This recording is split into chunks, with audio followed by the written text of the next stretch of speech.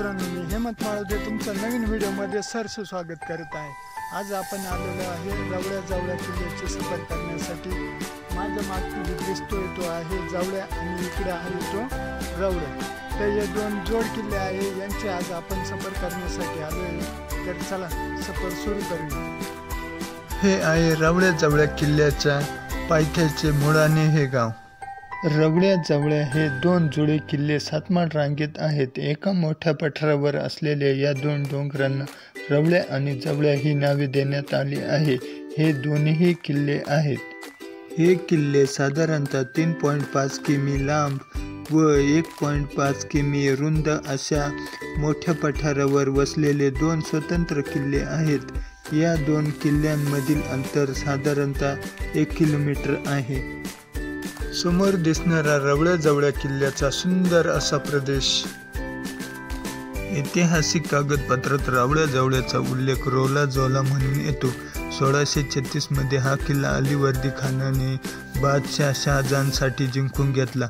1670 मध्ये शिवाजी महाराजांनी हा किल्ला जिंकून घेतला। 1671 मध्ये दिलाल खानाने या किल्ल्याला वेढा घातला होता, तो मराठ्यांनी उधळून लावला। त्यानंतर महाबत खानाने हा किल्ला जिंकून घेतला। इसवी सन 1818 मध्ये हा किल्ला ब्रिटिशांच्या ताब्यात गेला। कॅप्टन ब्रिग्जने 1819 मध्ये रावळ्या जावळ्या किल्ल्याच्या पायऱ्या आणि तटबंदी तोफा लावून उद्ध्वस्त केली। रावळ्या जावळ्या किल्ल्यावर येण्यासाठी तुम्हाला नाशिक, वणी, मुळाणे असा 60 किलोमीटरचा प्रवास करावा लागतो। मुळाणे हे रावळ्या जावळ्या किल्ल्याचे पायथ्याचे गाव आहे।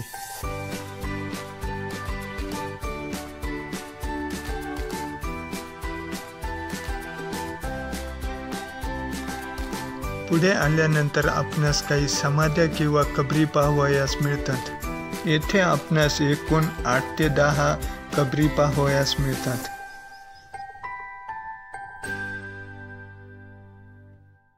पुढे आपण चालत आल्यानंतर रस्त्याच्या कडेला आपल्याला एक पाण्याचे टाके पाहावयास मिळते व त्या शेजारी एक भला मोठा रांजणही आपणास पाहावयास मिळतो। पुढे अजून एक पाण्याचे टाके आपणास पाहावयास मिळते। 1.5 तास चालून आल्यानंतर फायनली आपण पोहोचलो आहे रावळ्या जावळ्या किल्ल्याच्या पठारावरती।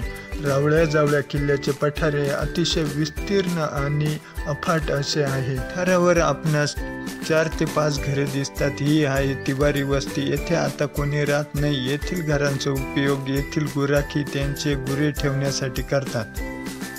पुढे दिसतो आहे तो आहे किल्ला रावळ्या।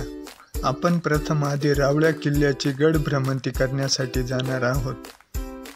रावळ्या किल्ल्यावर जाणारा मार्ग हा गडाच्या मागील बाजूस आहे, त्यामुळे पठारावर खूप पायपीट करून आपणास गडाच्या मागील बाजूस जावे लागते। बरीचशी पायपीट केल्यानंतर आपण येऊन पोहोचतो गडावर जाणाऱ्या पायरी मार्गापाशी। या कातळातच अनेक खोबड्या करून ठेवल्या आहेत। त्या खोबड्यांच्या साहाय्याने आपण वरती आल्यानंतर आपणास गडावर जाणारा पायरी मार्ग लागतो। पायरी मार्गाने वरती येत असताना आपल्याला रावळ्या किल्ल्याचे प्रवेशद्वार हे पाहावयास मिळते। रावळ्या किल्ल्याच्या प्रवेशद्वाराजवळ आपण आल्यानंतर आपणास रावळ्या किल्ल्यावरील एक शिलालेख पाहावयास मिळतो। रावळ्या किल्ल्यावरील प्रवेशद्वार हे अतिशय वेगळे आहे। हे प्रवेशद्वार पूर्ण कातळ तोडून बनवण्यात आले आहे। दुसऱ्या किल्ल्यांवरील प्रवेशद्वारांप्रमाणे हे प्रवेशद्वार नाहीये।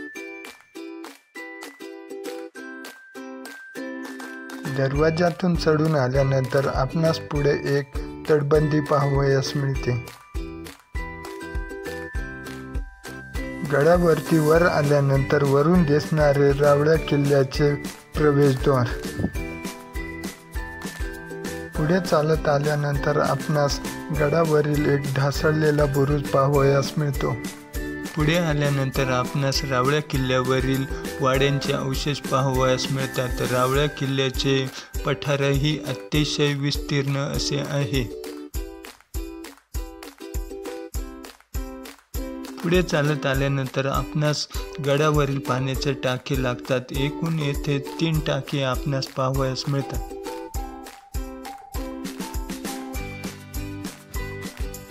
या टाक्यांमधील पाणी आता पिण्यायोग्य नाही। तेथून पुढे आल्यानंतर आपणास अजून एक खांब टाकी पाहावयास मिळतात।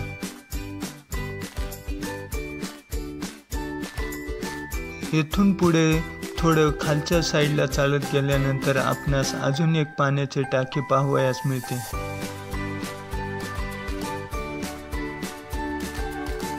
फायनली आपण आता पोहोचलो आहे रवळ्याच्या सर्वोच्च माथ्यावरती।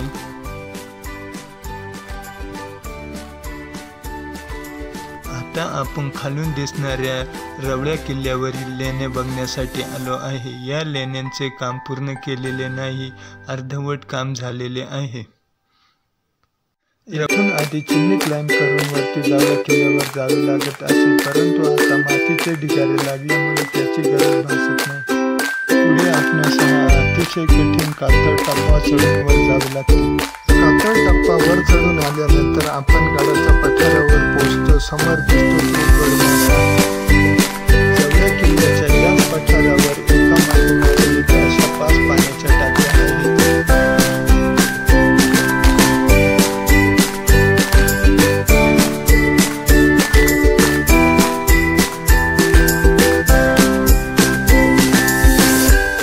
जावळ्या किल्ल्याच्या गड माथ्यावर जाण्यासाठी आपण गर्दी झाडीतून वाट काढत